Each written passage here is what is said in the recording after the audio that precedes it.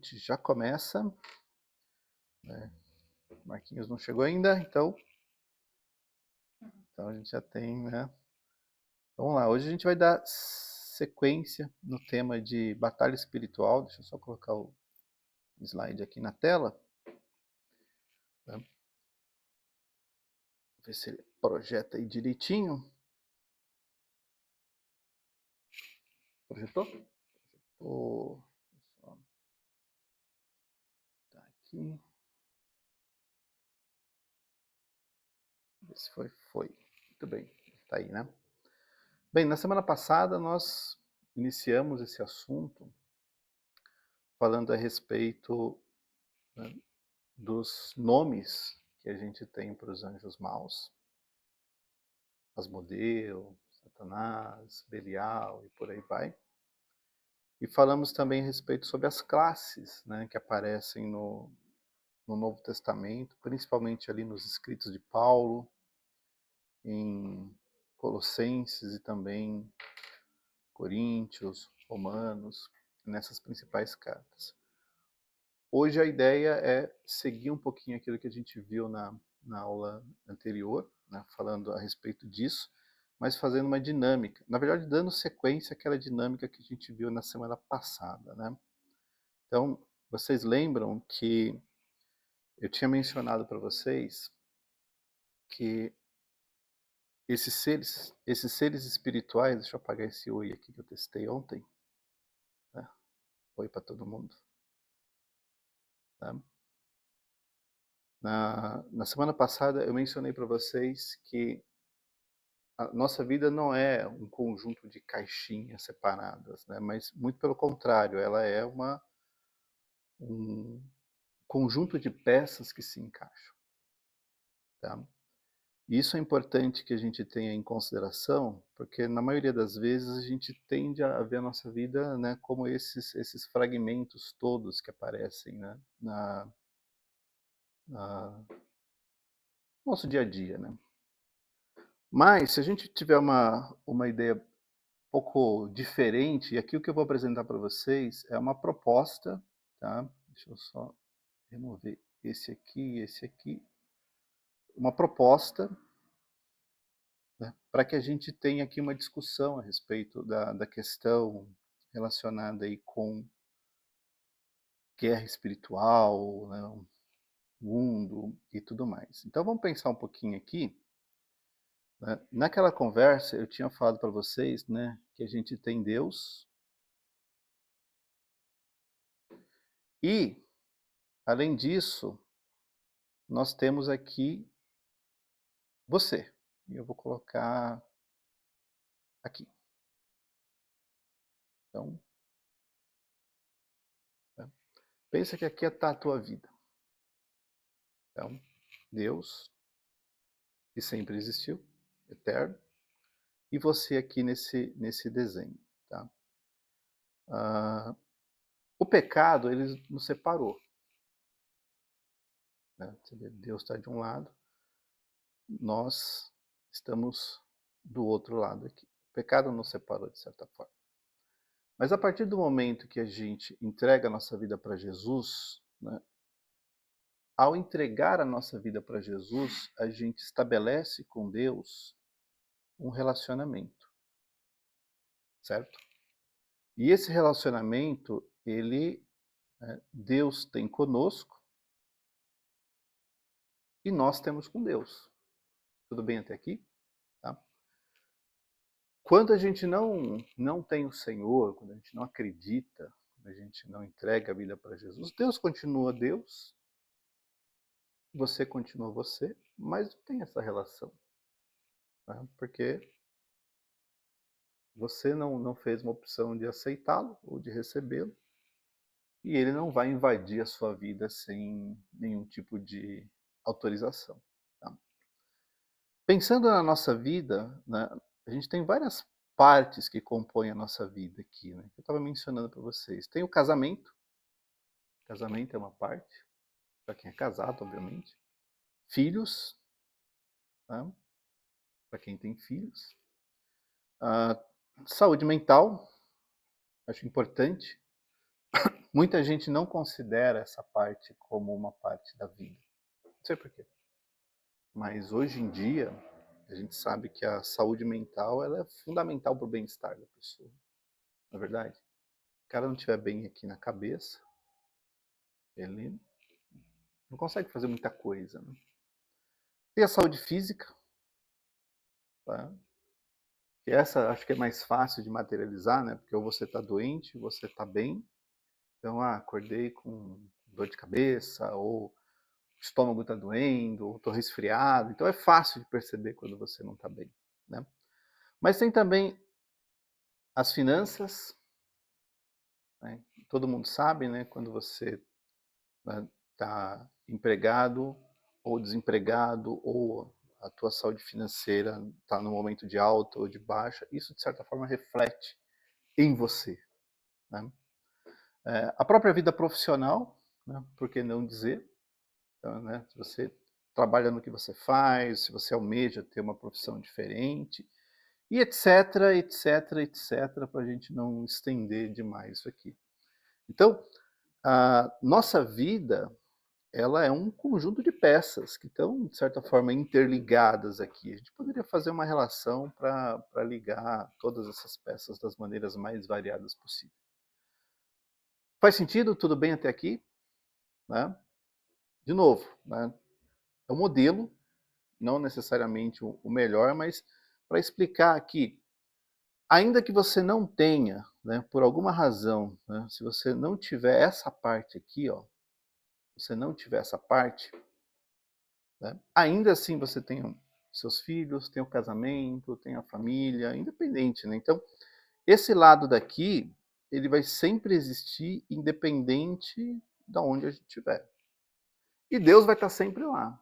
Tá? Então, a gente vai ter essas duas realidades. E o que nos conecta com Deus é exatamente o relacionamento que a gente estabelece com Ele. Tá? É esse relacionamento que nos faz conectados com Deus. Não é a religião.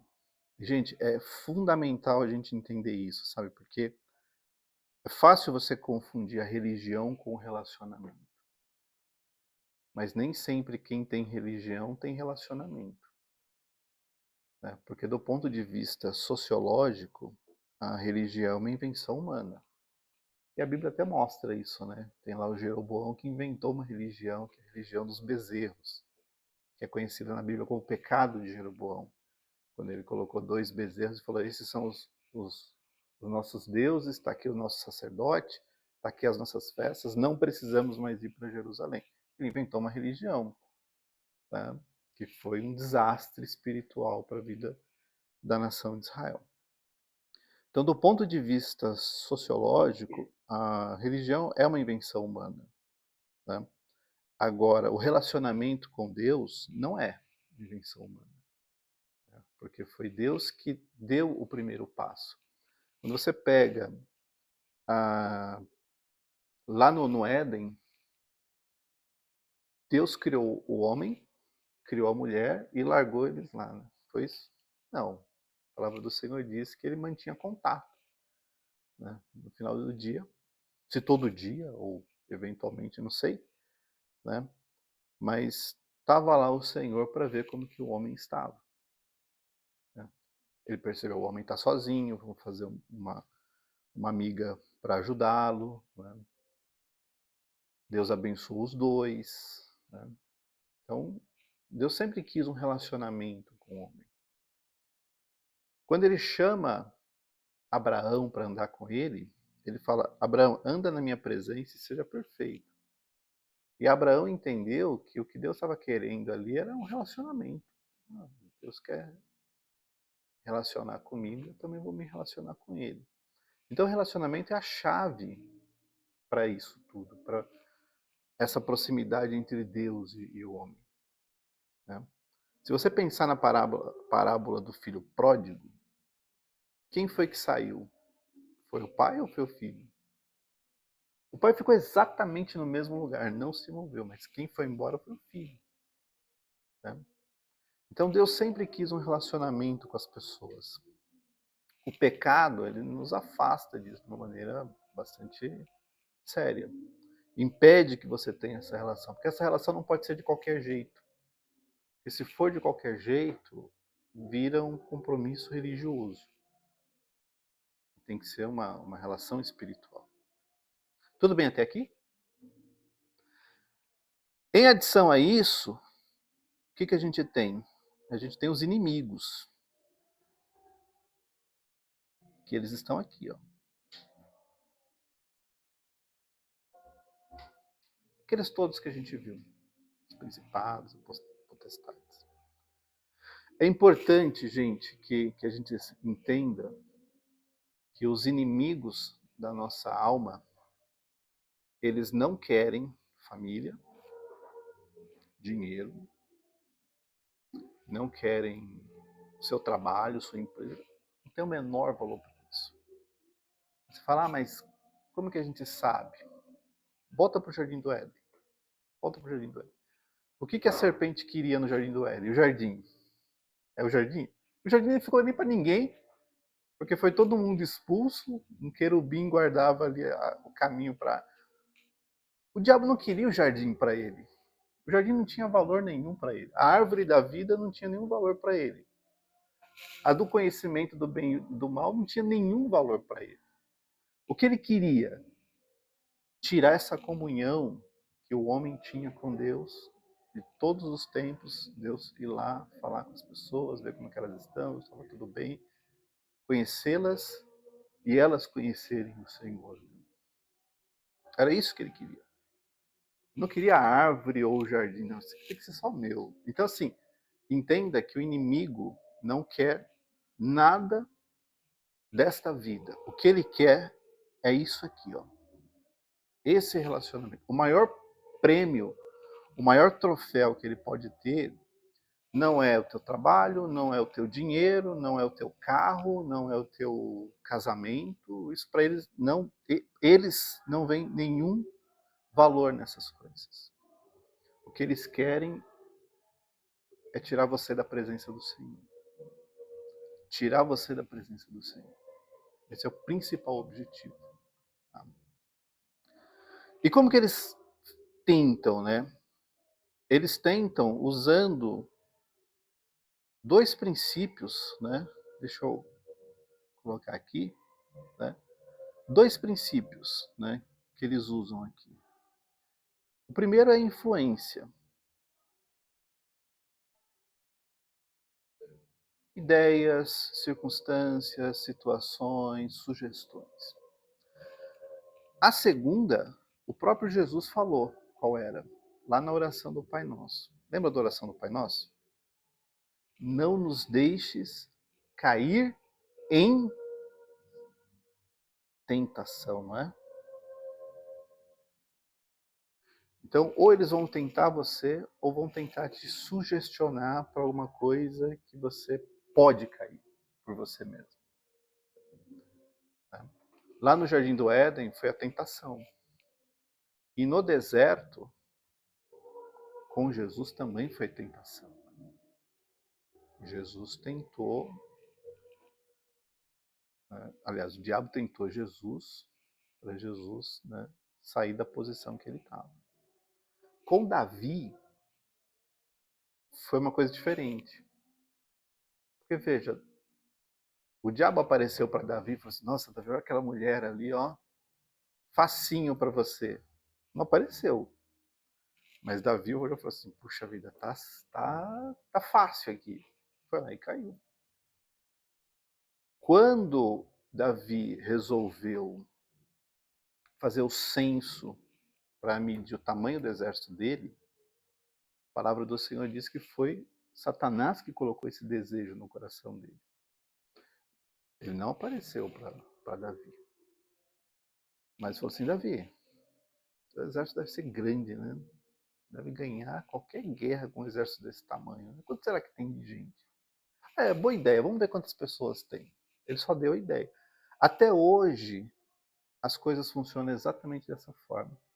Ou vem uma ideia, né, meio sutil, ou vem uma circunstância para te fazer tentar. E aí o que acontece, gente? Já que ele não consegue acessar diretamente isso aqui, porque está perto de Deus e não perto dele, né? Então o que, que ele vai fazer? Ele vai usar essas partes da nossa vida para tentar chegar lá, para chegar no teu relacionamento. Então a guerra espiritual, né, o campo de batalha está aqui na nossa mente, né? E os alvos que os inimigos vão usar para te atacar são essas partes que você está vendo aí em torno de você. Só que, de novo, esse não é o prêmio. Isso não é a parte mais importante da guerra para eles. A parte mais importante é a tua comunhão, o teu relacionamento com Deus. Essa é a parte importante. Isso aqui que está ao teu redor são só meios para alcançar um fim. Vocês estão me entendendo? Então é só um caminho para chegar lá. Aí você pensa assim, mas como que a gente pode saber que isso é verdade? Né? Pensa em Jó. Jó capítulo 1. Os filhos de Deus se apresentaram diante do Senhor e Satanás estava no meio deles. E Deus pergunta, da onde você veio? Ele fala, eu vim de rodear a terra e passear por ela. Vocês já prestaram atenção na pergunta que Deus faz para o diabo? Deus não pergunta assim, você conhece Jó? Não é essa a pergunta que ele faz. Ele pergunta, você reparou ou você prestou atenção no meu servo Jó? Vocês podem ler lá. É exatamente dessa forma. Você reparou no meu servo Jó? Olha como ele é um homem íntegro, temente a Deus, e se desvia do mal. O diabo, junto com os seus pares aqui, os nossos inimigos, eles são observadores da natureza humana. Tanto que né, Satanás responde para Deus, ele fala, olha, Jó só é esse tipo de pessoa porque você abençoa tudo que ele tem. Tira o que ele tem para você ver quem é o verdadeiro Jó. Você vê que o diabo não estava interessado nos 10 filhos de Jó, nas suas milhares de cabeças de gado, não estava nem um pouco preocupado com isso. Ele queria mostrar, né, que o Jó só era aquele Jó por causa das coisas que ele tinha. E Deus falou assim, ó, faz o que você quiser, só não mate Jó. Então, para alcançar esse relacionamento que Deus tinha, que Jó tinha com Deus, o diabo atacou as coisas de Jó. Porque ele não conseguia atacar direto o relacionamento dele. Porque o relacionamento... Olhem esse desenho. Né? O relacionamento entre você e Deus está entre você e Deus. Não tem nada ali no meio. Então o que ele fez? Ele foi atacar outras partes da vida de Jó para tentar atingir o relacionamento dele. Porque este era o prêmio desta guerra. Não era as cabeças de gado, não eram os filhos, os empregados. O prêmio era o relacionamento de Jó com Deus. Esse era o prêmio. Né? E eles, os nossos inimigos, são seres milenares. Eles estão aí desde a aurora da civilização humana, lá no Jardim do Éden. Até hoje, vendo como o ser humano age e reage. Então, o que o diabo traz ali é um ponto de vista de quem observou a humanidade o tempo todo. Então ele pensa o seguinte, bem, se eu tocar nos filhos, na vida financeira, na saúde, Jó vai acabar com a comunhão dele. No casamento, vai acabar com a comunhão dele. Esse relacionamento íntegro, reto, etc. e tal, vai ruir. Porque o que ele queria, de novo, né, é tirar isso aqui de Jó. Esse era o principal objetivo dele. E Deus falou, tá bom, faz aí e vê. Ele não conseguiu, óbvio que não conseguiu, porque Deus sabe todas as coisas, né? Mas o que acontece num cenário de guerra, né? Preste atenção aqui. O que acontece num cenário de guerra? O inimigo, ele quer alcançar tua comunhão com Deus. E ele está observando tudo que faz parte da tua vida para saber aonde que ele pode atacar. Infelizmente, tem gente que funciona da seguinte forma. Tem gente que, se o cara tem dinheiro, ele tá bem com Deus e tá tudo certo. Tem gente que quando fica com dinheiro, perde a fé. Não acredita mais, não confia mais, não espera mais, porque o dinheiro era a linha que conectava ele com o seu relacionamento com Deus. Tem gente que é assim com os filhos. Tem gente que é assim com a vida profissional. Se ele está bem empregado, nossa, vai para a igreja, adora, é uma maravilha. Se ficar desempregado, começa até a duvidar de Deus. Tem gente que é assim. Tem ou não tem? Na verdade? Então, o que o inimigo faz? Ele tenta descobrir vulnerabilidades. Presta atenção nessa palavra. Aonde está a tua vulnerabilidade? E olha só a artimanha. Porque assim, eles não têm tempo a perder. Mas eles também não têm um cronograma para dizer assim, não, a gente tem que destruir até o fim de semana.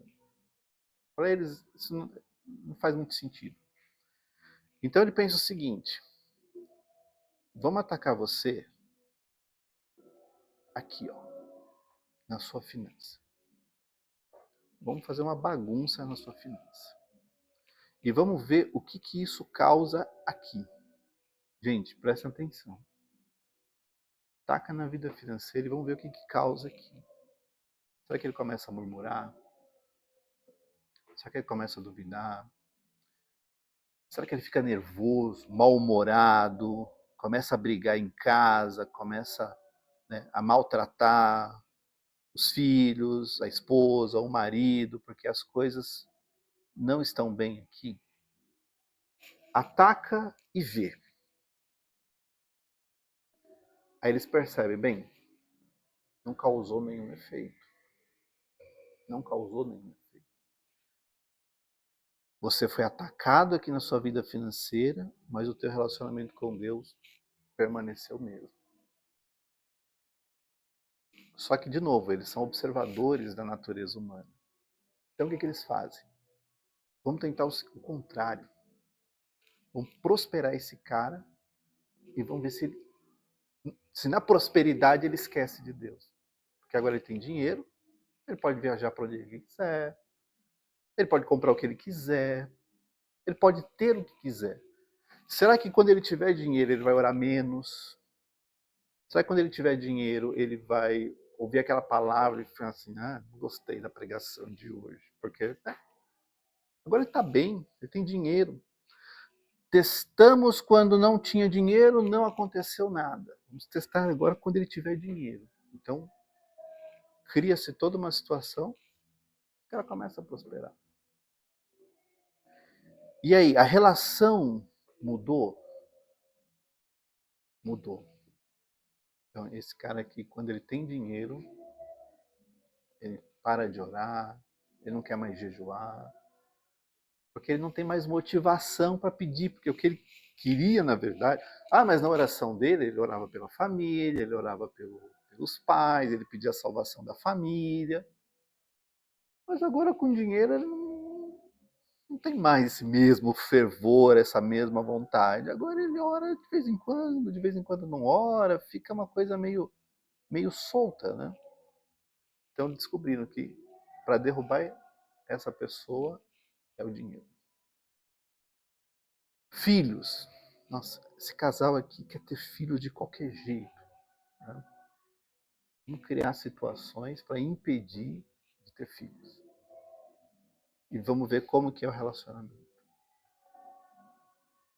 Não funcionou? Então vamos deixar ter filhos. Vamos ver como que eles ficam? Nossa, agora eles tiveram filhos, né, não querem mais ir para a igreja, agora é só viajar, etc e tal, criança, mudou o foco, né. Então, por isso que eu falo, eles estão sempre tentando encontrar qual que é o caminho que eles podem trilhar para chegar aqui. Para uns, como eu mencionei para vocês, é o filho. Se tocar no filho, acabou o relacionamento com Deus. Tem outros que é a saúde mental. Tacou, acabou lá, né. Qual que é o nosso cuidado, né, numa guerra? Não podemos mostrar as nossas vulnerabilidades. Qualquer filme de guerra que você assiste, você sabe que sempre tem uma estratégia. Tem sempre uma estratégia, né. Eles estão sempre tentando encontrar um caminho para tentar ganhar a guerra, porque senão, se você vai para uma guerra para perder, é melhor, né, nem já entrega de vez, já se rende, né. Então, é pelo mar, é pelo deserto, onde está a vulnerabilidade desse lugar para poder atingir? Quando o inimigo descobre, ele fala: é ali que a gente vai atacar. É ali que a gente vai atacar. Senhor dos Anéis, o livro As Duas Torres, J.R.R. Tolkien. Né? Os inimigos que fingiram que ia atacar pela porta da frente da cidade. Acho que era no Retorno do Rei, se eu não estou enganado. Só que tinha um plano do inimigo para atacar pelo mar. Eles iam, não sei quem de vocês assistiu esse filme. Esse filme para mim é uma referência, assim, sabe? Você quer entender estratégia de guerra, coisas assim, ou leia o livro ou assista o filme. Eu acho que é ou no das Duas Torres ou no Retorno do Rei. E tem um plano que é para atacar pela encosta. Tinha uns piratas chegando e eles iam, né, atacar no litoral, subir e pegar a cidade despreparada. E eles descobrem esse, né, os personagens lá, os heróis descobrem esse plano. E vão lá e impedem isso de acontecer. Porque estava todo mundo achando que a vulnerabilidade era na frente, mas tinha uma que ninguém tinha considerado, que era atacar pelo litoral. Ia pegar todo mundo de surpresa. O que eu quero dizer com isso? No mundo espiritual, busca-se encontrar qual que é a nossa vulnerabilidade para nos atacar ali. Se eles percebem, eles atacam. Qual que é o nosso papel? Resistir. Que a palavra do Senhor diz: se você resistir ao diabo, ele vai fugir de você. Só que nós não estamos sozinhos, ou melhor, não estamos desamparados nessa resistência. Para blindar tudo isso aqui, Deus nos deu a armadura dele, a armadura de Deus. Efésios capítulo 6. Então você tem o capacete da salvação, você tem o escudo da fé, você tem a espada que é a palavra de Deus, você tem a couraça da justiça. O que mais, Val?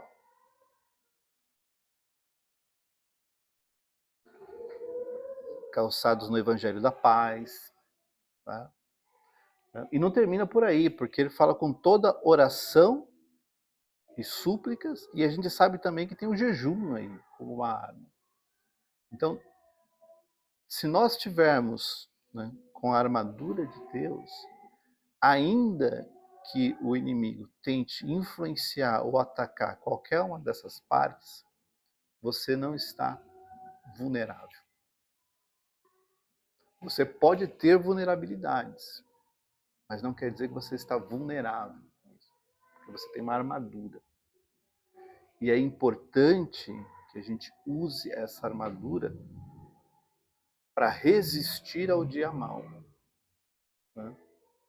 E depois de lutar, permanecer inabalável. Ou seja, não dá para o inimigo o prêmio que ele mais quer. É isso aqui. Então, fundamental para nós é usar essa armadura.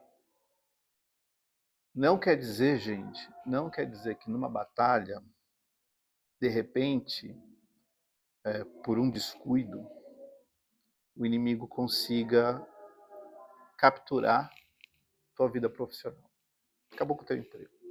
Não consegue mais, não encaixa, vou ter que fazer um passo para trás, porque eu perdi, descuidei, né, não protegi o suficiente. Pode acontecer, né? Não protegi o suficiente, perdi.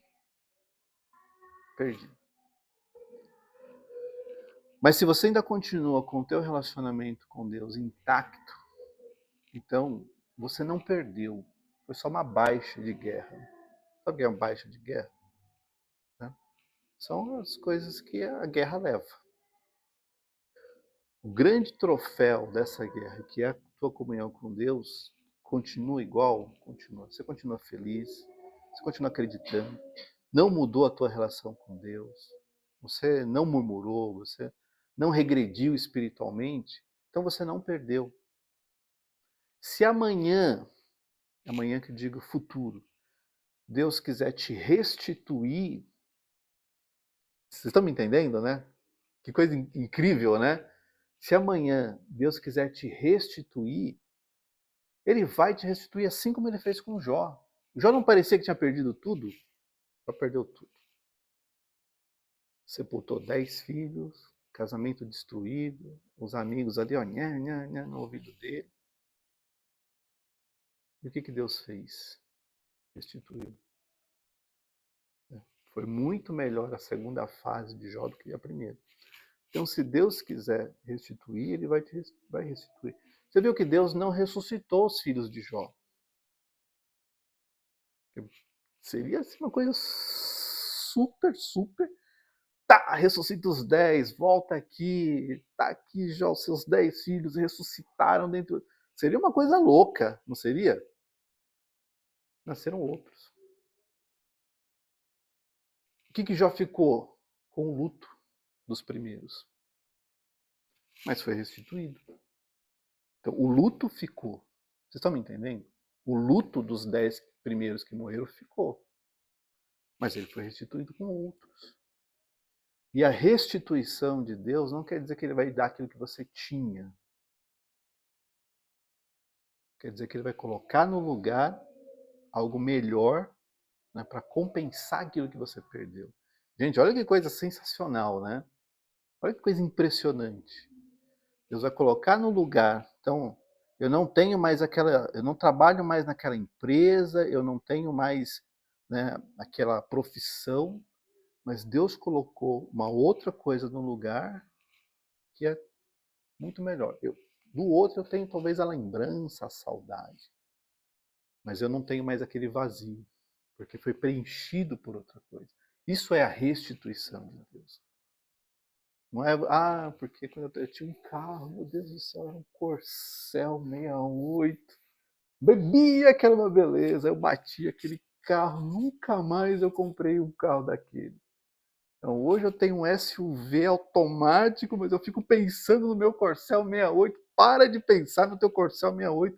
Deus já te deu outra coisa no lugar. Né? Fica com as boas lembranças, fica, né, com as coisas engraçadas que você vivenciou, mas o novo já chegou. E é isso que é mais importante. E por que eu estou trazendo isso para a gente terminar? Porque às vezes a gente está no meio de uma guerra espiritual e enxergando a guerra do jeito completamente errado. A gente está lutando por essas coisas que estão ao nosso redor, como se elas fossem, né, os tesouros, e a gente esquece que o que é mais importante é o nosso relacionamento com Deus. Se eu perder minha saúde mental, financeira, qualquer outra coisa, Deus pode restituir, se Ele quiser, porque também se Ele não quiser restituir, Ele não vai restituir. Mas se eu perder o meu relacionamento com Ele, eu perdi tudo. Eu perdi tudo. Eu voltei para aquele velho homem que eu não deveria ter voltado mais. Então, numa guerra espiritual, o mais importante não é o curto prazo, mas é aquilo que é eterno. Então é isso que a gente tem que preservar, acima de tudo. As outras coisas, família, trabalho, saúde mental, financeiro, A armadura de Deus te ajuda. Então você vai colocar fé, que é o escudo, palavra, né, que é a espada. Você vai colocar o capacete, que é a salvação. Você vai colocar, né, o cinturão da verdade, a couraça da justiça. Você vai colocando todas essas peças aí para ajudar. Só que você está numa guerra. Alguma coisa você pode ter baixa. E a gente tem que ter maturidade para entender isso, porque eu acho que o que mais frustra as pessoas é acharem que elas vão passar numa guerra e vão entrar e sair ilesos. Glória a Deus se isso acontecer. Não foi o que aconteceu com o Jó. Jó perdeu 10 filhos. Vieram outros, mas ficou o luto. Ele sempre lembrava, os filhos já eram adultos, não eram crianças. Faziam festas, tinham suas vidas. Ficou o luto. Vieram outros 10 filhos. Renovou a alegria de Jó. Mudou a sorte dele completamente. Mas de um jeito diferente. Então, o mais importante é preserve a tua comunhão, o teu relacionamento com Deus, guarde tudo aquilo que Deus já te deu, porque esses são alvos, mas não é o prêmio principal. São formas para tentar atingir a tua relação. Se eu mostrar vulnerabilidade em qualquer um desses, acabou.